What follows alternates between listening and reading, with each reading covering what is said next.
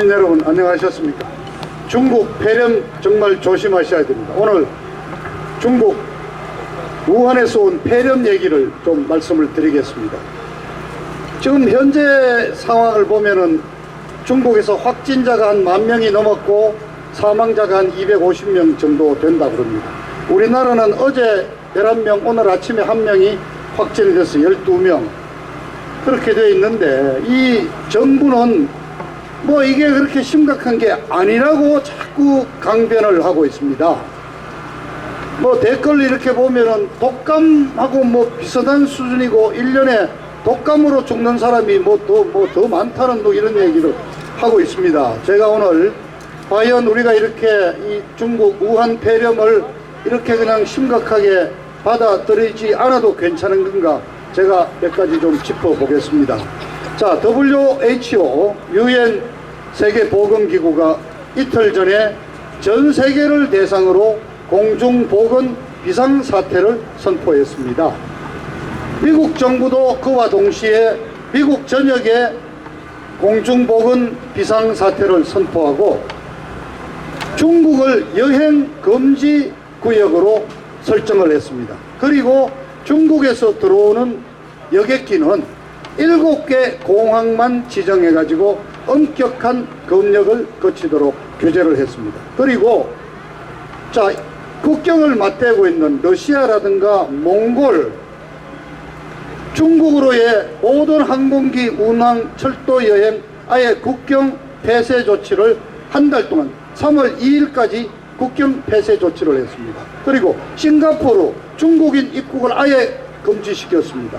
이웃 일본은 우한이 자리 잡고 있는 후베이, 우리말로 호북성 여권을 가지고 있는 중국인은 뿐만 아니라 외국인은 일체 일본 입국 금지를 했습니다. 그런데 우리는 지금 아무런 조치를 취하지 않고 있습니다. 자, 우리는 현재 중국의 40개 큰 도시에 항공기가 왔다 갔다 하고 있고 하루에 그 항공편이 수백 편입니다.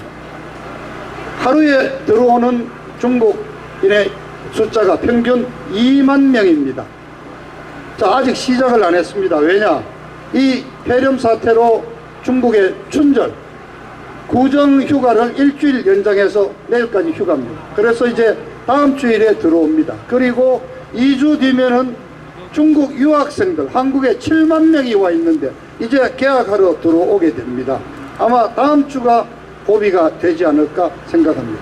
대한민국 의사협회가 기자회견을 열고 중국 왕래하는 항공편의 단계적인 또는 지역별 중단 조치를 취해 달라고 그랬는데도 지금 문재인 정부는 아무런 조치를 취하지 않고 있습니다. 변명은 간단합니다. 중국 눈치를 보고 있는 겁니다. 관광객을 제한하는 것은 뭐 양국 관계에 도움이 되지 않는다.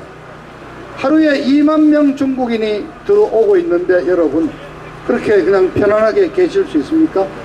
어제 5명이 하루에 늘었는데요. 중요한 거는 3차 감염자가 2명이 나왔습니다. 자, 중국에서 감염돼 한국에 들어온 사람을 직접 접촉한 것이 2차 감염인데 그분이 돌아다니면서 감염돼 가지고 중국 땅에 가보지도 않은 사람이 전파한 것이 3차 감염인데 이분의 집에 들어가서 결국 부인과 아들이 감염이 돼서 확진 판결을 받았습니다. 그동안 이분 영화관에도 다니고 마트에도 다니고 다 돌아다녔습니다. 자, 이렇게 우리가 편하게 지낼 수가 있겠습니까? 그런데 아무런 조치를 취하지 않고 중국 눈치만 보고 있습니다. 자, 그 정도가 아닙니다. 즉각 마스크 300만 개와 방호복 10만 벌을 보내고 거기에 부호비로 500만 달러 60억 가까이 되죠. 바로 보내기로 했습니다. 그리고 중국 관광객이 한국에서 폐렴을 발병을 하면은 즉각 정부 예산으로 치료를 무상으로 해주겠다고까지 나오고 있습니다. 자, 현지 진출한 삼성 마스크 100만 개 등등 해가지고 약 50억에 상당하는 구호품을 바로 내놨습니다. 현대그룹 25억 원, 뭐 그 중국에 진출한 SK 아모레, 우리나라 대기업들 전부 지금 몇 억씩. 자, 중국이 돈이 없습니까? 자, 국내에는 어떻게 되어 있습니까? 한꺼번에 300만 개를 걷어 가지고 중국으로 보내는 바람에 국내에 지금 마스크 동이 났습니다. 못 삽니다. 그래서 마스크 값이 17배까지 치솟았다고 어느 분이 공개를 했대요. 인터넷 주문했더니 갑자기 배송 중단해버리고. 자, 도대체 이 문재인 정부가 어쨌든 청와대를 차지하면 국민의 안전과 재산을 지키겠다고 서약을 하고 저 자리에 올라가는데 지금 중국 사람을 위하는 겁니까? 우리 대한민국 국민을 지키고 있는 겁니까?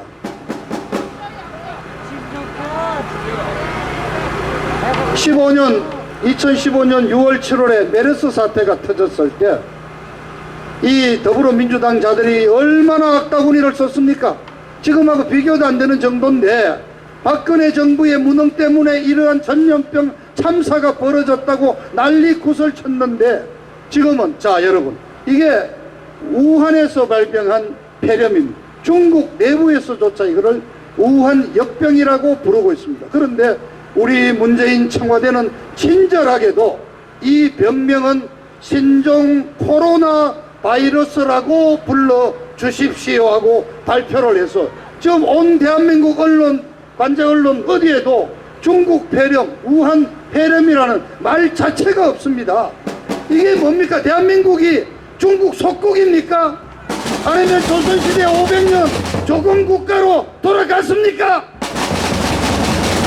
자, 문재인 정권 종북 김정은이한테 쩔쩔매는 꼴 보고도 정말 속이 뒤집어졌는데 이제 김정은이 큰 형님 시진핑이한테 이렇게 우리가 굴욕적인 자세를 취해야 되는지 이 문재인 정권을 끌어내려야 할 이유가 또 한 가지 생겼습니다. 여러분,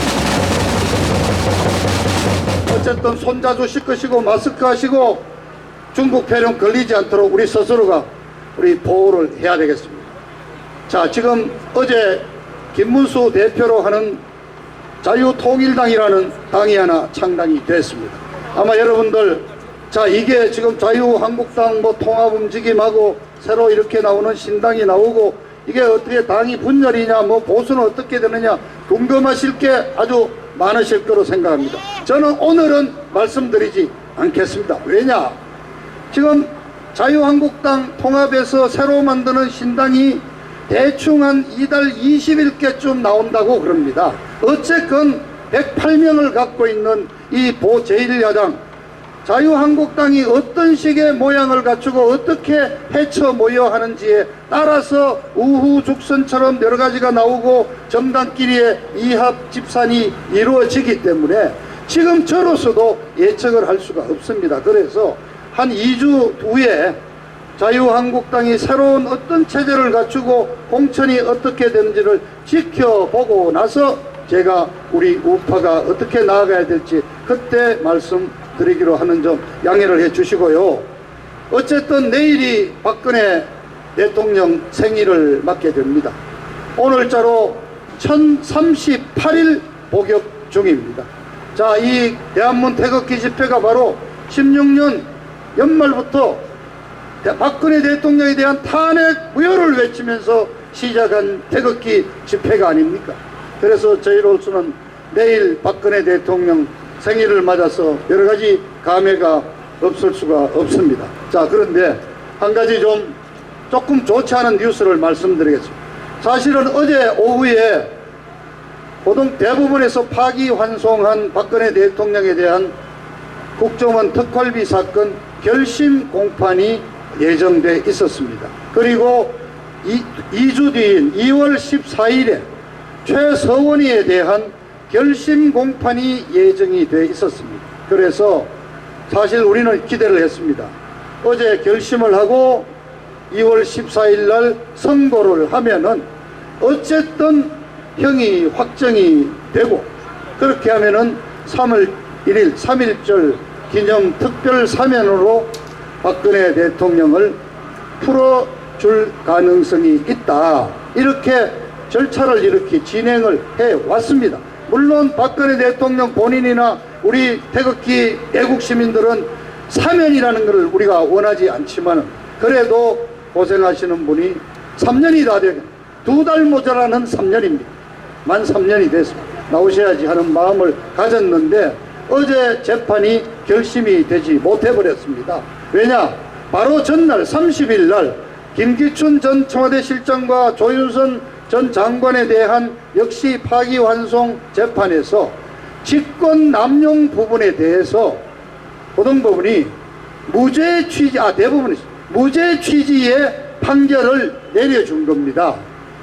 그래서 어제 이 판사 재판부가 직권 남용에 대한 대법원의 새로운 판례가 나왔으니까 박근혜 대통령에 해당되는 부분도 하나하나 따져봐야 될 필요가 있기 때문에 재판을 종결할 수가 없다고 발표를 하고 한 달 뒤인 3월 25일에 다시 속개를 하게 됐습니다. 그래서 조금 그래도 다행스러운 것은 고등법원 재판부가 직권 남용에 대한 대법원의 판결을 참조해서 박근혜 대통령에 대한 부분을 다시 한번 재검토해 보겠다고, 제대로 된 판결을 한번 해보겠다는 진지한 자세를 보인 점은 긍정적으로 받아들여야 합니다. 다만 3월 25일에 속개가 되고 결심하고 선고하려면 결국 또 한 두세 달이 더 가기 때문에 3.1절 특사라는 형태로 박 대통령을 만나보는 것은 불가능하게 되어버렸습니다. 다만 한 가지는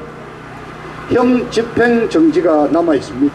그리고 작년까지 형 집행 정지 2번에 걸쳐서 거부가 됐는데 그때 당사자는 당시 서울중앙검사장, 지금 검찰총장 윤석열이었습니다. 그런데 이제는 형 집행 정지에 대한 결정 여부를 가지고 있는 당사자가 중앙지검장 이성윤으로 바뀌었습니다. 그런데 이성윤이는 꼴보기도 싫지만은 좌우간 추미애의 신복으로 추미애가 갖다 박아놓고 윤석열이하고 지금 맹렬하게 검찰 내부에서 치고받고 싸움 난장판 벌이고 있는 당사자죠. 그래서 혹시 이런 등등의 역학관계로 느닷없이 대통령을 풀어줄 수도 있지 않겠느냐.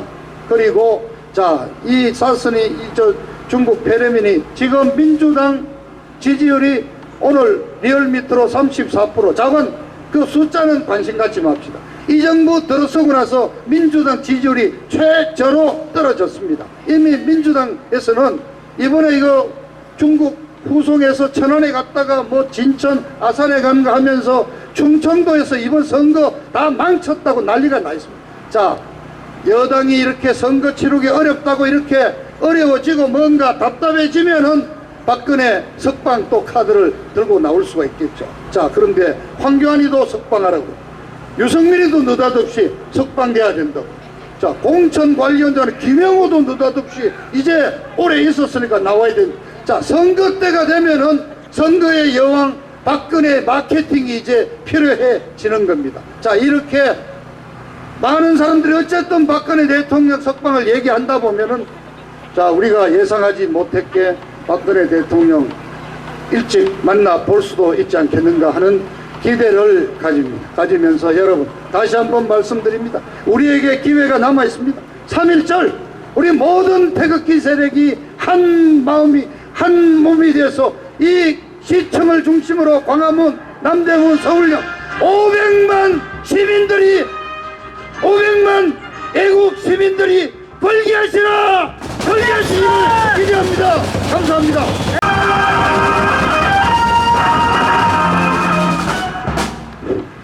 예, 감사합니다. 우리 애국 국민 여러분 요즘 많이 답답하시지요? 예, 저도 많이 답답합니다. 사실 그동안 저는 안보 전문가 입장에서 이 단상에 올라와서 지금 무너지고 있는, 붕괴되고 있는 안보 현장을 고발하는 그런 역할을 담당해 왔습니다. 그러나 오늘은 제가 제 전공 영역 안보 얘기를 잠시 보류하고 정치 연설을 하려고 합니다. 여러분 괜찮겠지요? 예, 정치와 안보는 밀접한 관계가 있습니다.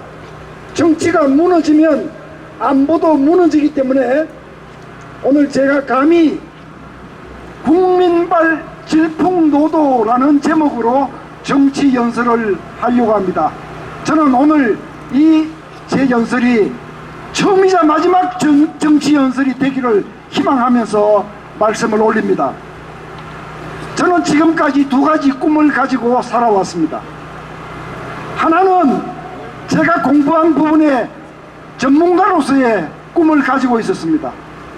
제 체력이 허락하는 한 하나님께서 저를 불러가시는 날까지 대한민국 안보와 동맹을 지키는데 좋은 글을 쓰고 아이디어를 내는 일을 하면서 살기를 원했습니다. 두 번째 꿈은 대한민국 국민의 한 사람으로서 이번 다가오는 총선에서 자유우파 세력이 압승을 거둠으로써 저 못된 주사파들의 안보 파괴, 나라 파괴를 중단시키는 꼴을 보기를 원했습니다. 그런데 지금 저의 이 꿈이 산산조각이 나는 것 같습니다. 모든 국민들, 대한민국을 사랑하고 자유민주주의를 수호하는 우리 국민들이 분열되고 있기 때문에 드리는 말씀입니다. 이 분열을 막고 통합을 이루어야 할 책임은, 가장 큰 책임은 소위 우파 정당을 자임하는 자유한국당에 있다고 생각합니다. 여러분 그렇게 생각하시죠? 그런데 이 자유한국당이 지금 통합을 이루지 못하고 있어서 답답하다는 말씀으로 제 연설을 시작하겠습니다. 제가 보기에 자유한국당은 세 가지 정도를 지켜야 합니다. 이 세 가지 정도를 지킨다면 자유우파의 압승을 가져올 수 있다고 저는 생각했습니다.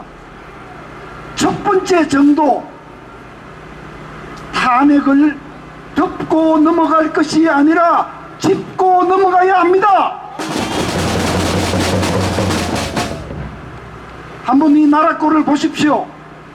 주사파들이 대한민국 체제, 자유민주주의를 벼랑 끝으로 몰고 가는 이 대한민국의 위기 도대체 누가 초래했습니까?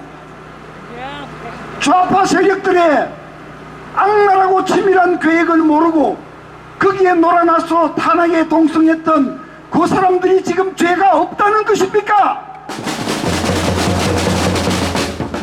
이 죄를 물어야 하지 않겠습니까? 그리고 대통령을 제대로 지키지 못하고 무사한 일로 권력을 누렸던 그분들도 죄가 없습니까? 그래서 저희들은 원하지 않았습니까? 이제 여러분들은 국민 앞에 섰고 대제하고 정말로 좌파 독재하고 싸울 그런 정당, 그런 인재들을 불러 모으는데 미끄럼이 되겠노라, 이렇게 사죄하고 조용히 물러나 앉아 있어야 되는 거 아닙니까? 그런데 이분들이 지금 당을 장악하고 모든 그림을 그리고 있는데 어찌 우리 자유우파 국민들이 분열되지 않을 수 있습니까? 두 번째 정도입니다. 이 나라 우파 야당들이 반드시 지켜야 할 두 번째 정도는 국가 위기에 대한 본질을 제대로 이해하고 거기에 맞는 행보를 해야 합니다. 지금은 보수 정권과 진보 정권이 번갈아가며 집권하고 있는 시대가 아닙니다.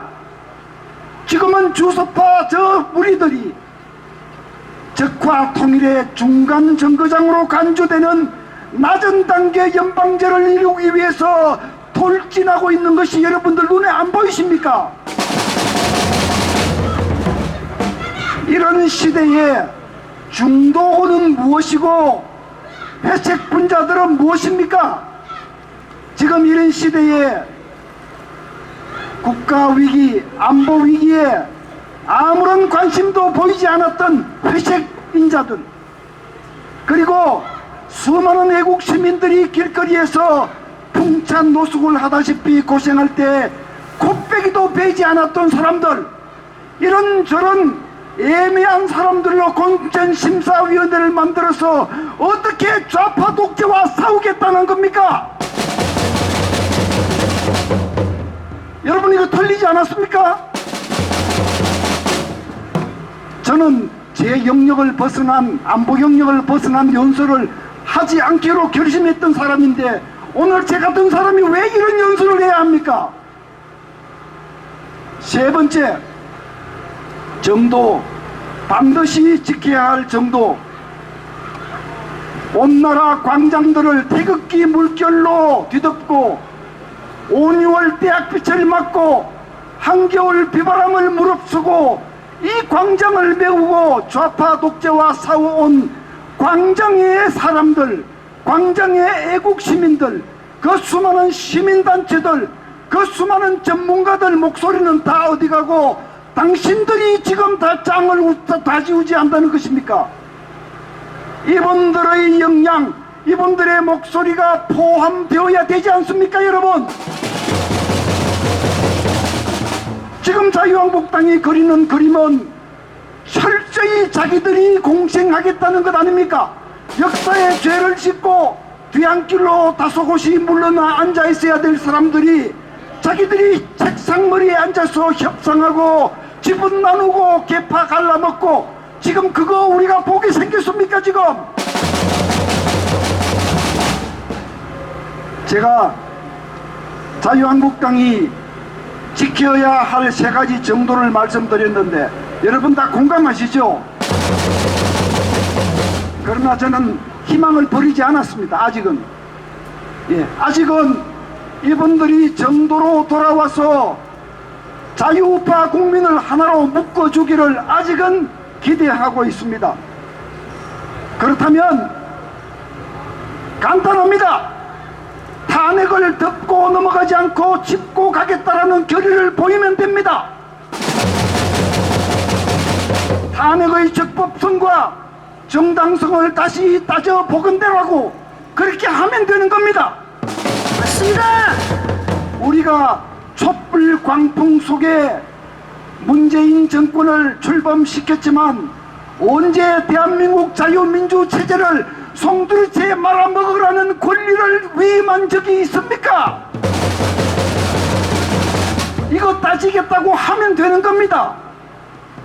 그리고 이 엄중한 시기에 애매한 중간지대 중도니 뭐니 하는 인사로 구성된 저 공천심사위원회를 해체하고 국민공천심사위원회를 만들면 되는 겁니다.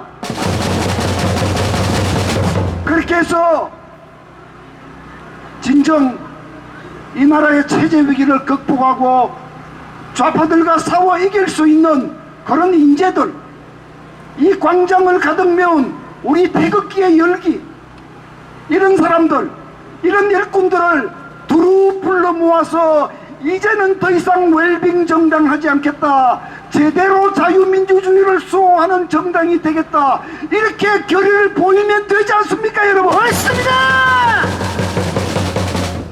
왜 그렇게 못하는 겁니까? 지금이라도 그렇게 하시기 바랍니다. 이제 제가 문제점도 말씀드렸고 아직 기대를 저버리지 않았다는 말씀도 드렸습니다. 마지막으로 두 가지 경고를 드리고 물러나겠습니다. 자유한국당과 우파를 자임하는 정당들이 저희의 이런 목소리를 수용하지 않고 계속해서 나누어 먹기, 지분 챙기기, 자리 챙기기, 내 똘마니 챙기기, 수십 년 동안 보아온 지긋지긋한 그런 정치를 한다면 제가 다음과 같이 두 가지를 경고합니다. 첫째, 지금 여러분들이 그리고 있는 그 그림은 통합이 아니라 분열이다. 지금 그렇게 그림을 그리면요, 많은 자유우파 국민들의 냉소를 초래할 것이고, 그렇게 되면 저와 여러분이 바라는 자유우파의 압승은 물거품이 될 수 있습니다. 자기들은 살아남겠죠. 자기들은 살아남겠죠. 그러나 우파 국민이 원하는 압승은 물거품이 되고 마는 것입니다. 그래서 제가 요구합니다. 지금 그런 그림을 그리고 있으면서 여기에 따라오지 않으면 분열이다, 내부 총질이다, 그런 적반하장 궤변을 즉시 멈추시기 바랍니다. 맞습니다. 두 번째, 마지막 경고입니다.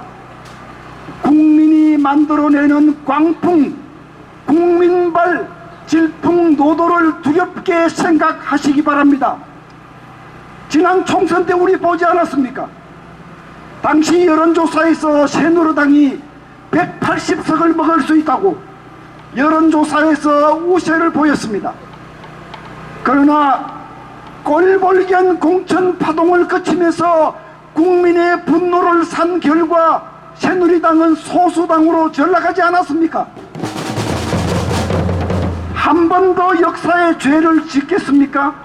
여러분들이 이 길을 계속 간다면 국민은 또다시 분노할 수 있고, 이제는 저 좌파 세력과 싸우기 위해서라면 진정한 자유우파 정치 세력이 필요한데, 당신들이 그것을 가로막고 깔고 뭉개기를 계속한다면 이제는 야당 심판부터 먼저 해야 한다는 국민의 분노가 일어날 수 있다는 것을 명심해야 합니다. 맞습니다. 여러분, 제 말씀에 공감하십니까? 예, 이것이 제가 오늘 전문가가 나와서 정치 연설을 했는데 처음이자 마지막 정치 연설이 되었기를 희망하면서 물러가겠습니다. 네, 김태우 박사님께 다시 한번 큰 박수 보내주시길 바라겠습니다.